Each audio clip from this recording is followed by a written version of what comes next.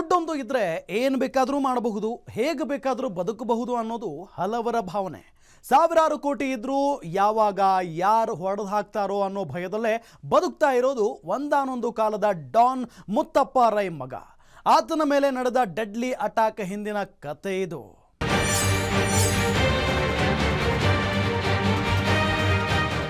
Don Muthappa ರೈಗೆ ಇಬ್ಬರು ಹೆಂಡತಿಯರು. ಈಗ ಮರ್ಡರ್ ಅಟೆಂಪ್ಟ್ ಆಗಿರೋದು ಮೊದಲ ಹೆಂಡತಿಯ ಚಿಕ್ಕ ಮಗನ ಮೇಲೆ. ಅಫ್ಕೋರ್ಸ್ ಅದು ಅಟೆಂಪ್ಟ್ ಅಲ್ಲ, ಮಿಸ್ ಆಗಿದ್ರೆ ಕ್ಲೋಸ್ ಆಗ್ತಾ ಇದ್ದ.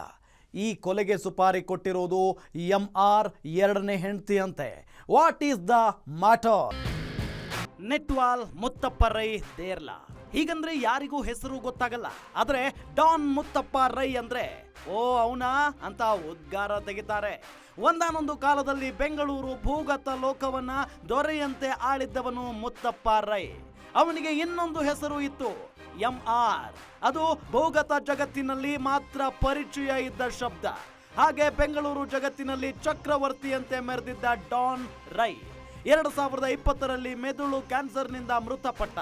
ಅಂತಹ ಮುತ್ತಪ್ಪ ರೈ ಮಗನ ಮೇಲೆ ಈಗ ಕೊಲೆ ಯತ್ನ ಜರುಗಿದೆ.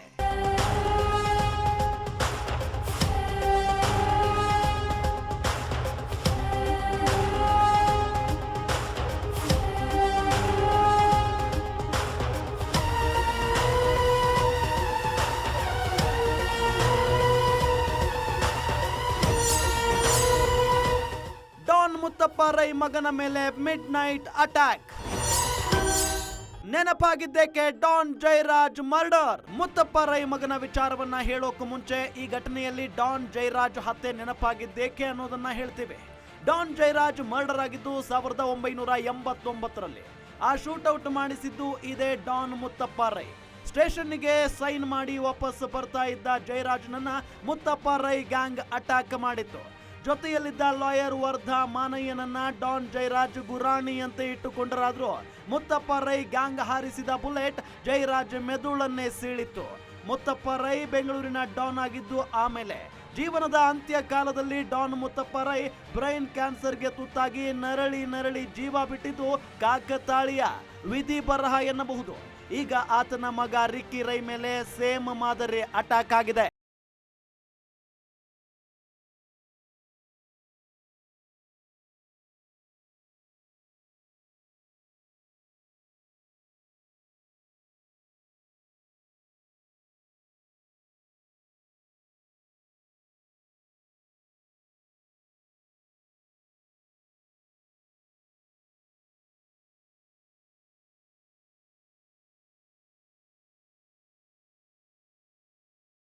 ಅವತ್ತೇ ಇರಲಿಲ್ಲ ಯಾಕೆ? ಈಗ ಗುಂಡಿನ ದಾಳಿಯಲ್ಲಿ ನರಳಿ ಆಸ್ಪತ್ರೆ ಸೇರಿರುವುದು ಮುತ್ತಪ್ಪ ರೈ ಮಗ ರಿಕ್ಕಿ ರೈ. ಈತ ಮೊದಲ ಹೆಂಡತಿಯ ಚಿಕ್ಕ ಮಗ. ಮುತ್ತಪ್ಪ ರೈಗೆ ಇಬ್ಬರು ಹೆಂಡತಿರು. ಮೊದಲನೇ ಪತ್ನಿ ರೇಖಾ ರೈ, ಎರಡನೇ ಪತ್ನಿ ಅನುರಾಧ. ರೇಖಾ ರೈಗೆ ಇಬ್ಬರು ಗಂಡು ಮಕ್ಕಳು, ಒಬ್ಬ ಹೆಣ್ಣು ಮಗಳು. ಒಬ್ಬ ರಾಕಿ ರೈ, ಇನ್ನೊಬ್ಬ ಈಗ ಗುಂಡೇಟು ತಿಂದು ಮಲಗಿರೋ ರಿಕ್ಕಿ ರೈ. ಮೊದಲನೇ ಪತ್ನಿ ರೇಖಾ ರೈ 2013ರಲ್ಲಿ ಮೃತಪಟ್ಟ ಮೇಲೆ ಅನುರಾಧ ಅವರನ್ನ ಮದುವೆಯಾಗಿದ್ರು. ರೈ ಅವರನ್ನ ಮದುವೆಯಾಗೋಕೆ ಮುಂಚೆ ಅನುರಾಧ ಅವರಿಗೂ ಮದುವೆಯಾಗಿತ್ತು. ಇಬ್ಬರು ಮಕ್ಕಳಿದ್ದರು. ಎಲ್ಲಕ್ಕಿಂತ ಹೆಚ್ಚಾಗಿ ರೈ ಹೆಸರಿನಲ್ಲಿ 2,000 ಕೋಟಿ ಆಸ್ತಿ ಇತ್ತು. ಗುಂಡಿನ ದಾಳಿ ನಡೆದಿದೆ. ಸಾಮಾನ್ಯವಾಗಿ ರಿಕ್ಕಿ ರೈ ಓಡಾಡೋದು ಬುಲೆಟ್ ಪ್ರೂಫ್ ಕಾರಿನಲ್ಲಿ. ಜೀವ ಭಯ ಇದ್ದ ಕಾರಣ ರಿಕ್ಕಿ ರೈಗೆ ಯಾವಾಗಲೂ ಗನ್ ಮ್ಯಾನ್ ಇರ್ತಾನೆ. ಆದ್ರೆ ಈ ಫೈರಿಂಗ್ ಆದ ದಿನವೇ ರಿಕ್ಕಿ ರೈಗೆ ಬುಲೆಟ್ ಪ್ರೂಫ್ ಕಾರ್ ಇರಲಿಲ್ಲ. ಅಟ್ಯಾಕ್ ಮಾಡಿರೋ ಗ್ಯಾಂಗ್ ಡ್ರೈವರ್ ಸೀಟನ್ನೇ ಗುರಿಯಾಗಿಟ್ಟುಕೊಂಡು ಅಟ್ಯಾಕ್ ಮಾಡಿದೆ. ರಿಕ್ಕಿ ರೈ ಡ್ರೈವರ್ ಸೀಟಿನಲ್ಲಿ ಇರಲಿಲ್ಲ. ರಿಕ್ಕಿ ರೈನ ಬಚಾವ್ ಮಾಡಿರುವುದೇ ಅದು. ಸಾಮಾನ್ಯವಾಗಿ ಫಾರ್ಚುನರ್ ಕಾರನ್ನ ಸ್ವತಃ ಡ್ರೈವ್ ಮಾಡ್ತಿದ್ದ ರಿಕ್ಕಿ ರೈ ಫೈರಿಂಗ್ ಆದಾಗ ಡ್ರೈವಿಂಗ್ ಸೀಟ್ ನಲ್ಲಿ ಇರಲಿಲ್ಲ. ಡ್ರೈವಿಂಗ್ ಸೀಟ್ ನಲ್ಲಿ ಬಸವರಾಜು ಎಂಬ ವ್ಯಕ್ತಿ ಇದ್ದ. ಡ್ರೈವರ್ ಬಸವರಾಜ್ ಕೂಡ ಡ್ರೈವಿಂಗ್ ಸೀಟ್ ಕೆಳಗಡೆ ಅಡಗಿದ ಕಾರಣ ಆತನು ಬದುಕಿದ್ದಾನೆ. ಆದ್ರೆ ಬುಲೆಟ್ ಹಿಂದಿನ ಸೀಟಿನಲ್ಲಿ ಗನ್ ಮ್ಯಾನ್ ಜೊತೆ ಕುಳಿತಿದ್ದ ರಿಕ್ಕಿ ರೈಗೆ ಬಿದ್ದಿದೆ. ಕೈಗೆ ಮೂಗಿಗೆ ಗುಂಡು ತಾಕಿ ಹೋಗಿದೆ.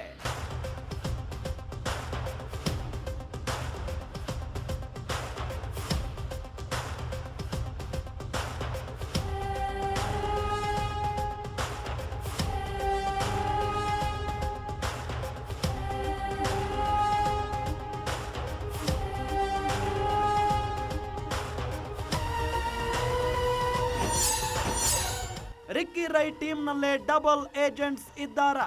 ಸಾಮಾನ್ಯವಾಗಿ ಇಂತಹ ಘಟನೆಗಳು ಜರುಗಿದಾಗ ಟಿಪ್ ಕೊಟ್ಟಿದ್ದು ಯಾರು ಅನ್ನೋದು ಪ್ರಶ್ನೆ ಬರುತ್ತೆ. ಪ್ರತಿದಿನ ಬುಲೆಟ್ ಪ್ರೂಫ್ ಕಾರಿನಲ್ಲೇ ಬರ್ತಾ ಇದ್ದ ರಿಕ್ಕಿ ರೈ ಆ ಕಾರಿನಲ್ಲಿ ಬರ್ತಾ ಇಲ್ಲ ಅನ್ನೋದನ್ನ ಯಾರೋ ಟಿಪ್ ಕೊಟ್ಟಿದ್ದಾರೆ ಅನ್ನೋದು ಮೊದಲ ಅನುಮಾನ. ಇನ್ನು ರಿಕ್ಕಿ ರೈ ಡ್ರೈವಿಂಗ್ ಮಾಡ್ತಾ ಇರಲಿಲ್ಲ ಅನ್ನೋ ಟಿಪ್ ಸಿಕ್ಕಿದ್ದರೆ ಅಟ್ಯಾಕ್ ಹಿಂಬದಿ ಸೀಟಿನ ಮೇಲೆ ಆಗೋ ಚಾನ್ಸ್ ಇತ್ತು. ಆದ್ರೆ ಟಿಪ್ ಕೊಟ್ಟಿದ್ದವನಿಗೆ ಡ್ರೈವಿಂಗ್ ಮಾಡ್ತಾ ಇದ್ದದ್ದು ರಿಕ್ಕಿ ರೈ ಅಲ್ಲ ಅನ್ನೋದು ಗೊತ್ತಾಗಿಲ್ಲ. ಇದು ಪೊಲೀಸರಿಗೆ ಮೂಡಿರೋ ಸಣ್ಣ ಡೌಟ್ ಅಷ್ಟೇ. ಒಂದು ದೊಡ್ಡ ಶಬ್ದ ಕೇಳಿಸ್ತು ಅಂತ ಅವರು ಮಾಹಿತಿ ನೀಡಿದ್ದಾರೆ. ಇನ್ನೂ ಅವ್ರನ್ನ ಎಲ್ಲರನ್ನೂ ಹೆಚ್ಚಿನ ವಿಚಾರಣೆಗೆ ಒಳಪಡಿಸಿದ ನಂತರ ನಮ್ಗೆ ಇನ್ನೂ ಹೆಚ್ಚಿನ ಮಾಹಿತಿ ದೊರಕಲಿದೆ. ಏನು ವೆಪನ್ಸ್ ಬಳಸಿರ್ಬೋದು ಅನ್ಸುತ್ತೆ ಸರ್? ಏನು ಮೇಲ್ನೋಟಕ್ಕೆ ನೋಡ್ತಿದ್ದಂಥ ಸಂದರ್ಭದಲ್ಲಿ ಇದು ಯಾವುದಾದ್ರೂ ಒಂದು ಶಾರ್ಟ್ ಗನ್ ಯೂಸ್ ಮಾಡಿರೋವಂಥದ್ದು ಮೇಲ್ನೋಟಕ್ಕೆ ಕಂಡು ಬರ್ತಿದೆ. ಬಟ್ ನಮ್ಮ FSL ಟೀಮ್ ಅವರೆಲ್ಲ ಬಂದಿದ್ದಾರೆ. ಅವ್ರೇನು ಮಾಹಿತಿ ಕೊಡ್ತಾರೆ ಅದರ ಮೇಲೆ ನಾವು ನಂತರದಲ್ಲಿ ನಮಗೆ ಇನ್ನೂ ಹೆಚ್ಚಿನ ಮಾಹಿತಿ ದೊರಕುತ್ತೆ. ಅದ್ರ ಬಗ್ಗೆ ಇನ್ನೂ ಹೆಚ್ಚಿನ ಮಾಹಿತಿ ಕಲೆ ಹಾಕಬೇಕಾಗಿದೆ. ಕಾರಲ್ಲಿ ಎಷ್ಟು ಜನ ಇದ್ರು? ರಿಟರ್ನ್ ಫೈರ್ ಏನಾದ್ರು ಆಗಿದೆಯಾ? ಅದ್ರ ಬಗ್ಗೆ ನಮಗೆ ಏನೂ ಮಾಹಿತಿ ಇಲ್ಲ. ಕಾರಲ್ಲಿ 3 ಜನ ಇದ್ದಾರೆ. ಕರೆದು ವಿಚಾರಣೆ ಮಾಡಿದ್ರೆ ಇನ್ನೂ ಹೆಚ್ಚಿನ ಮಾಹಿತಿ ದೊರಕುತ್ತೆ. ಬುಲೆಟ್ ಸಿಕ್ಕಿದೆ ಸರ್ ಈಗ ಕಾರಲ್ಲಿ ಫೈರ್ ಆಗಿದೆ? ಇಲ್ಲ, ಸದ್ಯಕ್ಕೆ ಅಂಥದ್ದು ಅದು ಇಲ್ಲ. ಭದ್ರಕೋಟೆಯಂತೆ ಇರುವ ಮುತ್ತಪ್ಪ ರೈ ಅವರ ಮನೆಯಿಂದ ಹೊರ ಬರ್ತಿದ್ದಂತೆ ರಸ್ತೆಯಲ್ಲಿ ಕಾರಿನ ಮೇಲೆ ಅಟ್ಯಾಕ್ ನಡೆದಿದೆ. ಮನೆಯ ಪಕ್ಕದಲ್ಲೇ ಇದ್ದ ಇನ್ನೊಬ್ಬರ ಜಮೀನಿನ ಕಾಂಪೌಂಡ್ ಬಳಿ ಶೂಟರ್ಸ್ ಅಡಗಿಕೊಂಡಿದ್ದು ಅಟ್ಯಾಕ್ ಮಾಡಿದ್ದಾರೆ.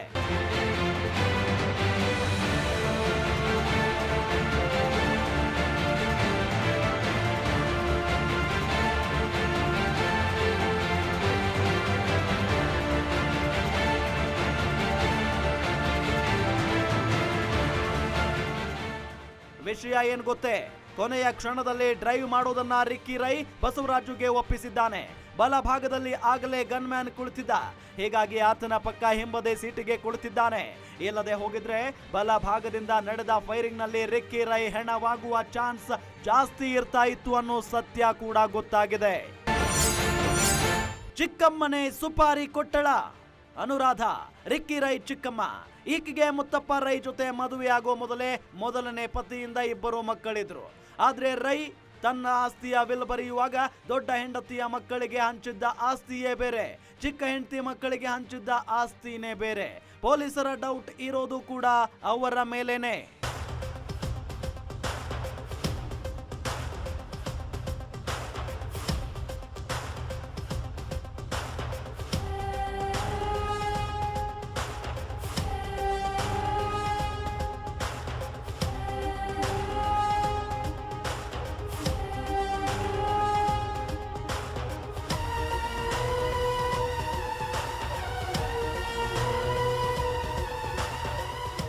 ಅದು 2,000 ಕೋಟಿ ಆಸ್ತಿ ಜಗಳನ. ಅದಕ್ಕೂ ಮೊದಲೇ ಒಂದು ಅಟೆಂಪ್ಟ್ ಆಗಿತ್ತ. ಜಸ್ಟ್ ಒಂದು ಪರ್ಸಿಗಾಗಿ ರಿಕ್ಕಿ ರೈ ವಾಪಸ್ ಬಂದಿದ್ದೇಕೆ? ಅದೆಲ್ಲ ಮಿಸ್ಟ್ರಿಯಸ್ ಪ್ರಶ್ನೆಗಳಿಗೆ ಉತ್ತರ ಹುಡ್ಕೋಣ ಬ್ರೇಕ್ ಆದ್ಮೇಲೆ.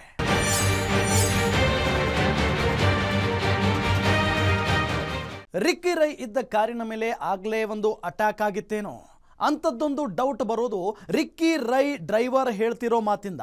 ಡೌಟ್ ಬಂದ ಮೇಲೆ ಅವರು ಕಾರಿಂದ ಇಳಿದಿದ್ದು ಯಾಕೆ? ಕೊಲ್ಲಬೇಕು ಅಂತ ಇದ್ರೆ ಕಾರಿಂದ ಇಳಿದಾಗ ಅಟ್ಯಾಕ್ ಮಾಡಬಹುದಿತ್ತಲ್ವಾ? ಮತ್ತ್ಯಾಕೆ ಅದೇ ಜಾಗಕ್ಕೆ 1 ಗಂಟೆ ನಂತರ ಇವರು ವಾಪಸ್ ಹೋದ್ರು? ಇದೆಲ್ಲ ಡೌಟ್ ಬರೋದು ಬಸವರಾಜ್ ಕೊಟ್ಟಿರೋ ಸ್ಟೇಟ್ಮೆಂಟ್.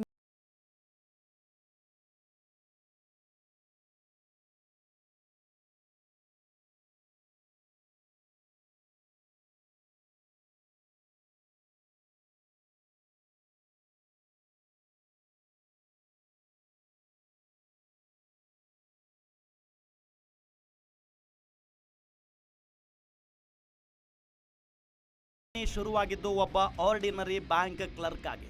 ಪುತ್ತೂರಿನ ಮಧ್ಯಮ ವರ್ಗದ ಕುಟುಂಬದ ಹುಡುಗನೊಬ್ಬ ಇಂಟರ್ನ್ಯಾಷನಲ್ ಡಾನ್ ಆಗಿ ಮೆರೆದಿದ್ದು ದಾವೂದ್ ಇಬ್ರಾಹಿಂ ಜೊತೆ ಕಾಂಟ್ಯಾಕ್ಟಿಗೆ ಬಂದಿದ್ದು ಎಲ್ಲವೂ ರೋಚಕ ಕಥೆಯೇ.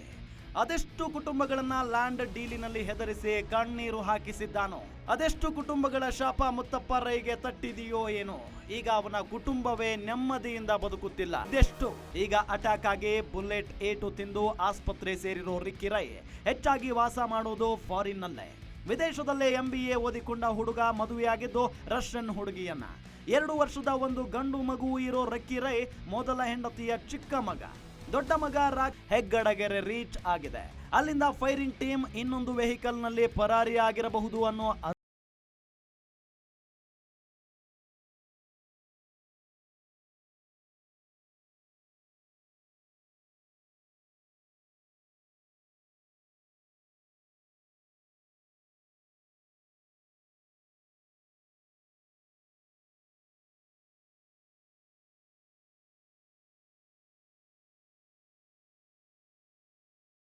ಸಾಯುವ ಮುನ್ನ 2,000 ಕೋಟಿಗೂ ಅಧಿಕ ಆಸ್ತಿಯನ್ನ ವಿಲ್ ಮಾಡಿದ್ರು. ಮೊದಲ ಪತ್ನಿಗೆ 2 ಗಂಡು ಮಕ್ಕಳಿದ್ದಾರೆ. ಮೊದಲ ಪುತ್ರ ರಾಕಿ ರೈ, ಎರಡನೇ ಪುತ್ರ ರಿಕ್ಕಿ ರೈ. ಅಲ್ಲದೆ ಎರಡನೇ ಪತ್ನಿ ಅನುರಾಧ ಹೆಸರಿಗೂ ವಿಲ್ ಮಾಡಿಟ್ಟಿದ್ರು. 2 ಮಕ್ಕಳಾದ ರಾಕಿ ಹಾಗೂ ರಿಕ್ಕಿಗೆ ತಲಾ 1,500 ಕೋಟಿ ಆಸ್ತಿಯನ್ನ ನೀಡಿದ್ದಾರೆ.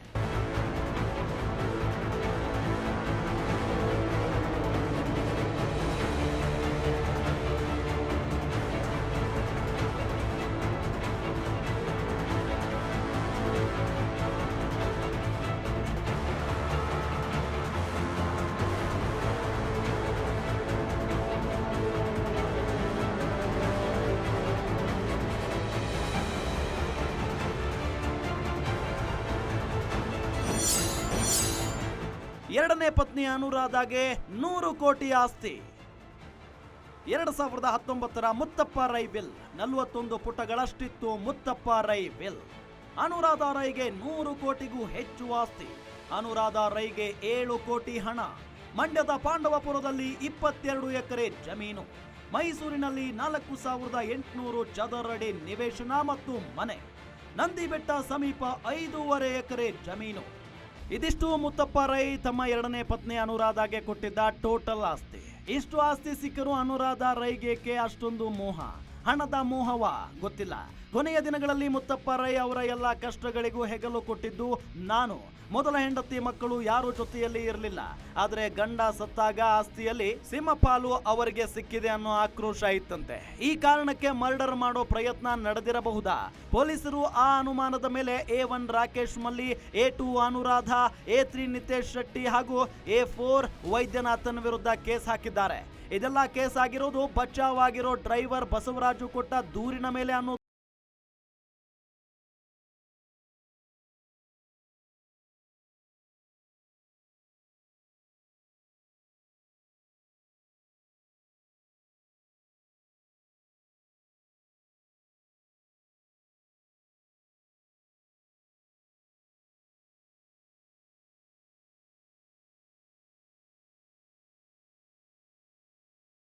ಪರ್ಸ್ ಮರೆತು ಬಂದಿದ್ದ ರಿಕ್ಕಿ ರೈ.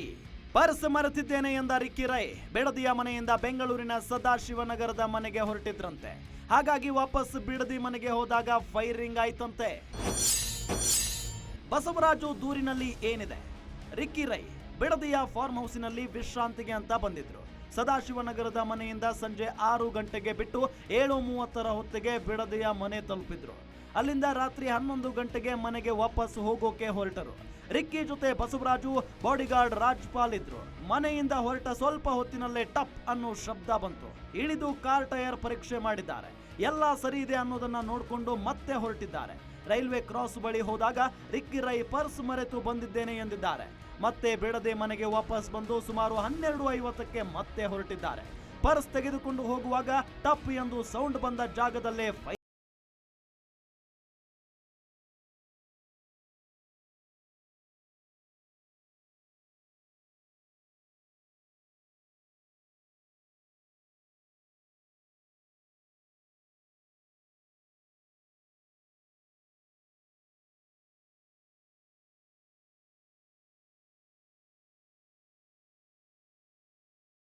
ದೂರಿನ ಸಾರಾಂಶ. ವಿಶೇಷ ಅಂದ್ರೆ ಇಲ್ಲಿ ಮತ್ತೆ ಒಂದಿಷ್ಟು ಅನುಮಾನಗಳು ಮೂಡುತ್ತವೆ. ಮೊದಲು ಟಪ್ ಎಂದು ಸೌಂಡ್ ಬಂದಿದ್ದು ಬುಲೆಟ್ ಫೈರಿಂಗ್ ಆಗಿತ್ತ ಗೊತ್ತಿಲ್ಲ. ಅದೇ ಜಾಗದಲ್ಲಿ ವಾಪಸ್ ಹೋಗುವಾಗ ಫೈರಿಂಗ್ ಆಗಿದೆ. ಅಂದ್ರೆ ಸುಮಾರು 1 ಗಂಟೆಯಷ್ಟು ಕಾಲ ಸುಪಾರಿ ಗ್ಯಾಂಗ್ ಅಲ್ಲೇ ಅಡಗಿ ಕುಳಿತಿತ್ತ ಅದು ಗೊತ್ತಿಲ್ಲ. ಇದೆಲ್ಲದರ ಹೊರತಾಗಿ ಇನ್ನೂ ಒಂದು ಅನುಮಾನ ಇದೆ. ಅದು ಮುತ್ತಪ್ಪ ರೈ ಗ್ಯಾಂಗಿನಲ್ಲೇ ಇದ್ದ, ಮುತ್ತಪ್ಪ ರೈ ಬಲಗೈ ಭಂಟನಾಗಿದ್ದ ಮಿಥುನ್ ರೈ ಅನ್ನೋನ ಮೇಲೆ.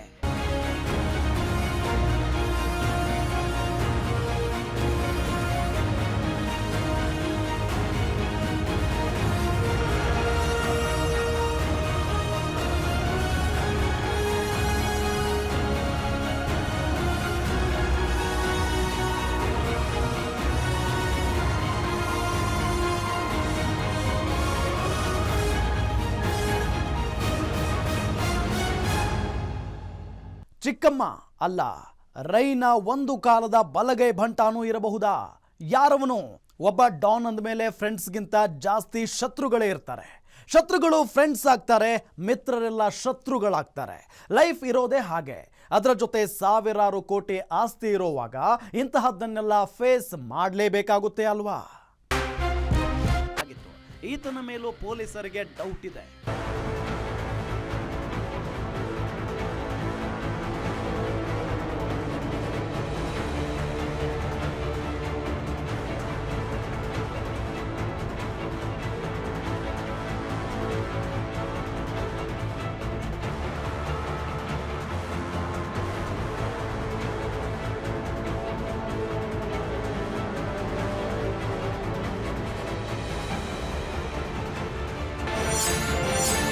ರಿಕ್ಕಿ ರೈ ಸತ್ತರೆ ಅನುರಾಧಾಗೆ ಲಾಭವಿಲ್ಲ. ಹೌದು, ಮಿಥುನ್ ರೈ ಮೇಲೆ ಅನುಮಾನ ಪಡೋದಿಕ್ಕೆ ಇರೋ ಕಾರಣಗಳಲ್ಲಿ ಇದೇ ನಂಬರ್ 1 ರೀಸನ್. ಅಕಸ್ಮಾತ್ ಮುತ್ತಪ್ಪ ರೈ ಮಗ ರಿಕ್ಕಿ ರೈ ಸತ್ರೆ ಆತನ ಆಸ್ತಿಯಲ್ಲಿ ಅನುರಾಧಾಗೆ ಪಾಲು ದೊರೆಯೋದಿಲ್ಲ. ರೈನ ದೊಡ್ಡ ಹೆಂಡತಿ ಮಕ್ಕಳ ಮಧ್ಯೆ ಸಮಸ್ಯೆಗಳಿಲ್ಲ. ಅಣ್ಣ ತಮ್ಮ ಚೆನ್ನಾಗಿಯೇ ಇದ್ದಾರೆ. ಇನ್ನು ರಿಕ್ಕಿ ರೈಗೆ ಮದುವೆಯಾಗಿ ಮಗುವೂ ಇದೆ. ಹೀಗಿರುವಾಗ ರಿಕ್ಕಿ ರೈ ಸತ್ರೆ ಅನುರಾಧಾ ರೈಗೆ ಲಾಭ ಇಲ್ಲ, ಬದಲಿಗೆ ಸಮಸ್ಯೆಗಳೇ ಹೆಚ್ಚು. ಹೀಗಿರುವಾಗ ಇದು ಅನುರಾಧಾ ರೈ ಅವರಿಗಿಂತ ಬೇರೊಬ್ಬರ ಕೈವಾಡ ಇರಬಹುದೇ ಎಂಬ ಅನುಮಾನಗಳು ಇವೆ. ರೈ 100% ಸೇಫ್ ಅಲ್ಲ. ಒಂದು ಬುಲೆಟ್ ಭುಜಕ್ಕೆ ತಗುಲಿದ್ದರೆ ಇನ್ನೊಂದು ಬುಲೆಟ್ ಮೂಗಿಂದ ಸೈಡ್ಗೆ ಫೈರ್ ಆಗಿದೆ. ಮೂಗಿನ ಭಾಗಕ್ಕೆ ಜಾಸ್ತಿ ಏಟು ಬಿದ್ದಿರೋದ್ರಿಂದ ರಿಕ್ಕಿ ರೈ 100% ಸೇಫ್ ಅಲ್ಲ. ಯಾಕಂದ್ರೆ ದೇಹದಲ್ಲಿ ಅತಿ ಹೆಚ್ಚು ಬ್ಲಡ್ ಸಪ್ಲೈ ಆಗೋದು ಮೂಗಿನ ಭಾಗಕ್ಕೆ.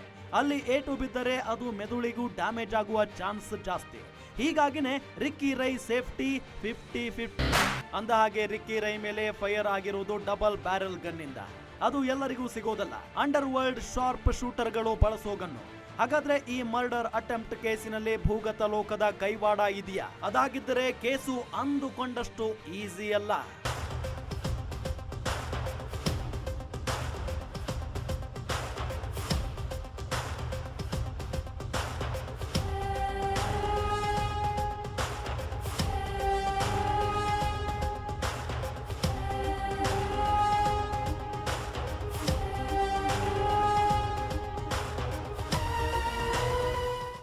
ಈ ಕೇಸಿನಲ್ಲಿ ಕೌಟುಂಬಿಕ ದ್ವೇಷ ಇದೆಯೋ ದುರಾಸೆ ಇದೆಯೋ ಗೊತ್ತಿಲ್ಲ. ಜಗಳ ಏನೇ ಇರಬಹುದು. ಆದರೆ ರಿಕ್ಕಿ ರೈ ಕೂಡ ಅನುರಾಧಾಗೆ ಮಗನೇ ಆಗಬೇಕಲ್ವಾ? ತಾಯಿಯಾದವಳು ಮಗನನ್ನೇ ಕೊಲ್ಲಿಸುವಷ್ಟು ಕ್ರೂರಿಯಾಗ್ತಾಳ? ಹೇಳೋಕ್ಕಾಗಲ್ಲ. ಅಪ್ಪನ ಮೇಲಿನ ದ್ವೇಷ ಮಗನ ಮೇಲೆ ಸೇಡಾಯ್ತಾ? ಅದೂ ಗೊತ್ತಿಲ್ಲ. Police investigation still continue. ಇದು ಈ ಹೊತ್ತಿನ ಗ್ಯಾರಂಟಿ ನ್ಯೂಸ್ ವಿಶೇಷ. ನೋಡ್ತಾ ಇರಿ ಗ್ಯಾರಂಟಿ ನ್ಯೂಸ್, ಸುದ್ದಿ ಖಚಿತ, ನ್ಯಾಯ ನಿಶ್ಚಿತ.